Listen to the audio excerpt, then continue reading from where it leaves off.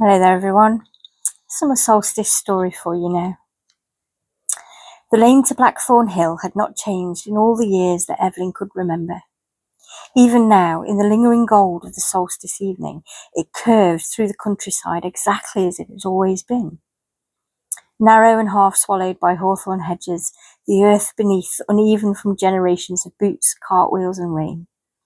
The air smelled of warm grass and summer dust. Bees drifted lazily among foxgloves growing wild along the banks, and somewhere beyond the fields, a blackbird called into the falling dusk. Ahead of her, Clara walked far too quickly for someone carrying a basket full of bread and strawberries. "You'll crush the lot if you keep swinging it like that," Evelyn called. Clara glanced back with a grin. "You worry too much." "I've earned the right." The girl laughed softly at that, though she slowed her pace enough for Evelyn to catch up. Young still, Evelyn thought. Young enough to move through the world without measuring every word before speaking it aloud. The thought brought both warmth and ache in equal measure, and for a while they walked in silence. The wheat fields stretched golden on either side of the lane, their heavy heads swaying in the breeze like water beneath sunlight, and beyond them the low hills rolled towards the horizon in deep greens and shadowed blue. England in summer, soft and ancient. Evelyn had always thought the land looked oldest in midsummer light. Not aged exactly, remembering, as though every field and tree held echoes beneath the surface if one only stood still long enough to feel them. Clara suddenly spoke. "Do you think there'll be many people tonight?" "A few." "A few being 5 or a few being 20? Evelyn snorted softly. "Closer to 5. "Oh." The disappointment in her voice was impossible to miss. "You were expecting crowds?" "Well," Clara shrugged, "I thought maybe things would be changing now." There it was again. Changing. Everyone seemed to be using the word lately, speaking it carefully, almost suspiciously, as though the world might overhear and change its mind. The Witchcraft Act repealed. Evelyn still remembered the first time she'd heard it.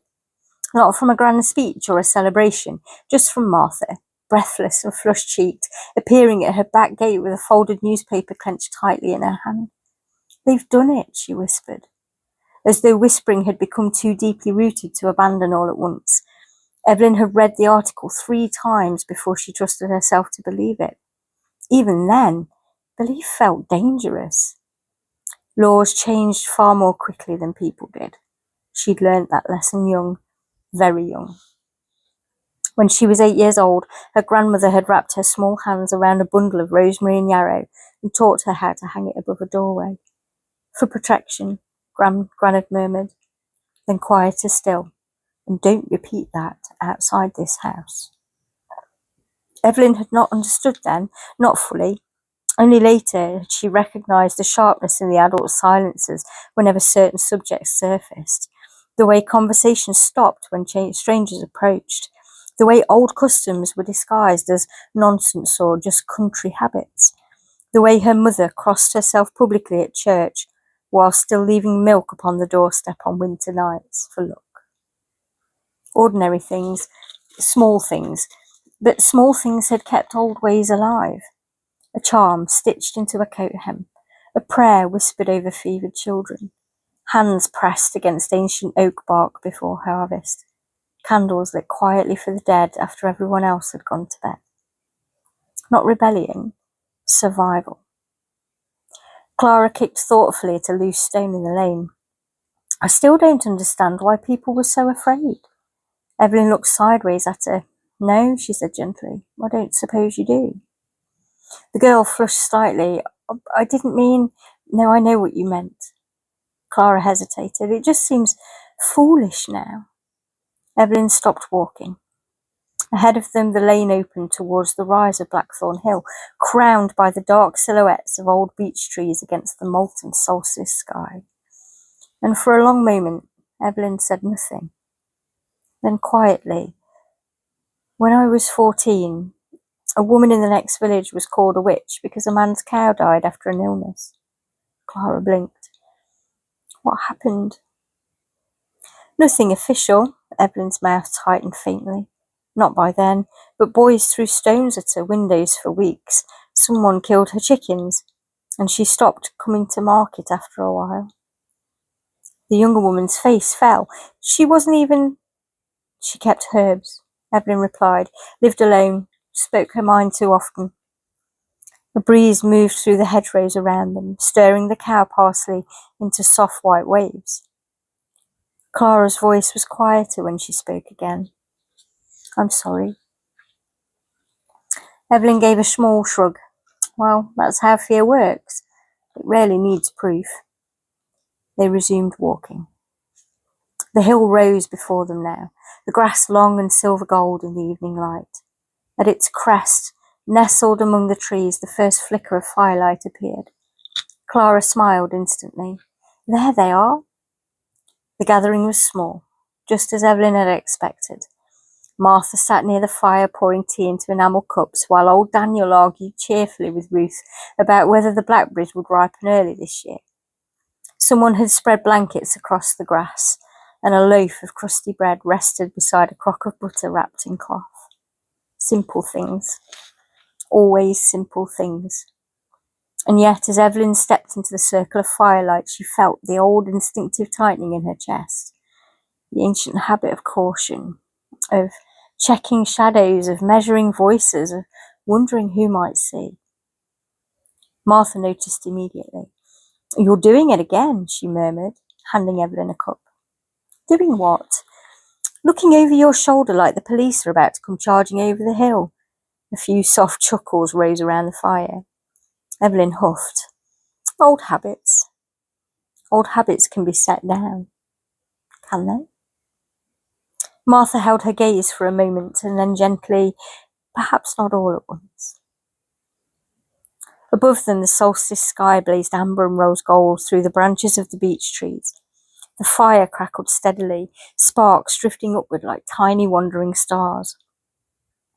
Clara settled herself eagerly among the others, asking questions, listening to stories, laughing easily. Watching her felt strangely bittersweet. So open, Evelyn thought, so unafraid. And perhaps that was the point. As the evening deepened and stories unfolded around the fire, Daniel remembered his grandfather blessing fishing nets with seawater and ash before storms. Ruth spoke of her mother placing rowing berries above every window in autumn. Martha confessed she still turned her coat inside out whenever lost, just in case the old ways still know the path home. Laughter warmed the gathering. Not grand magic, not dramatic ritual, just fragments of old relationships between people, land, season and spirit. Things carried quietly across generations. The fire suddenly cracked sharply and the sound echoed strangely through the trees. Then the wind shifted, not cold, but warm. A long breath moving across the hilltop. The leaves above them shimmered all at once, silver undersides flashing in the dying light. And silence fell. Not an uncomfortable silence, a listening silence. Evelyn felt it settle across her skin like memory. The old feeling, the one she had known since childhood when standing in certain places at certain times, as though the land itself had somehow drawn nearer. And beside her, Clara whispered, Did you feel that? Evelyn nodded slowly.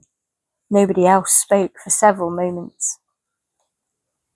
The fire burned higher for no clear reason, and far below the distant church bells carried faintly through the evening air. And for the first time in decades, Evelyn realised something extraordinary. Nobody here had lowered their voices when speaking of the old ways tonight. Nobody had whispered. The thought struck her so suddenly it almost hurt. All those years of carefulness, all those years of soft words and hidden gestures and guarded glances. And now here they sat, openly, beneath the solstice sky with firelight dancing across their faces. Visible. Clara turned towards her then. Do you think things will really change? Evelyn looked around the gathering, at Martha's lined face glowing amber in the firelight, at Daniel passing bread to Ruth. at the rising sparks and at the old trees standing silent witness around them. Then upward towards the vast darkening sky, where the last gold of the longest day still lingered stubbornly against the horizon. I think, she said slowly, change already began the moment people stopped letting fear silence them entirely. The hill grew still once more. Martha reached into her satchel and withdrew a thick candle bound with twine and dried lavender. Its cream-coloured wax glowed softly in the firelight. She held it towards Evelyn, and for a moment Evelyn simply stared at it. An offering, a passing onward. Then slowly she shook her head. No, she said quietly. She turned instead towards Clara. It should be you. The younger woman blinked in surprise. Me? Evelyn nodded. Her throat tightened unexpectedly as she looked at the girl before her, bright-eyed, open-hearted, standing at the edge of a world that Evelyn herself had scarcely dared imagine at that age. You may stand where we could not. The words settled over the hill like a prayer. Clara accepted the candle carefully, reverently, as though understanding at last the true weight of what was being placed into her hands. Evelyn rose slowly beside her and guided her towards the centre of the fire. The others stood too, one by one, quietly, with no instruction needed. Clara knelt before the flames and touched wick to fire.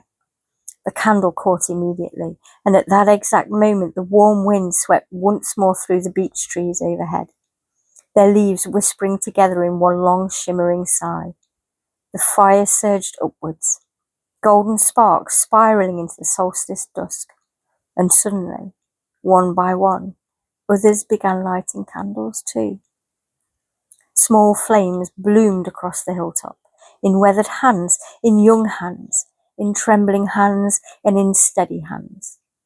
Tiny points of light against the deepening blue of evening, no longer hidden, no longer whispered, and for a long time nobody spoke. They simply stood together beneath the solstice sky, while the land breathed softly around them and the fire burned openly beneath the stars.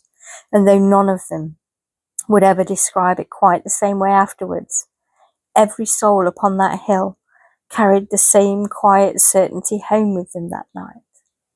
The flame had survived, and now at last it could be seen. Thank you.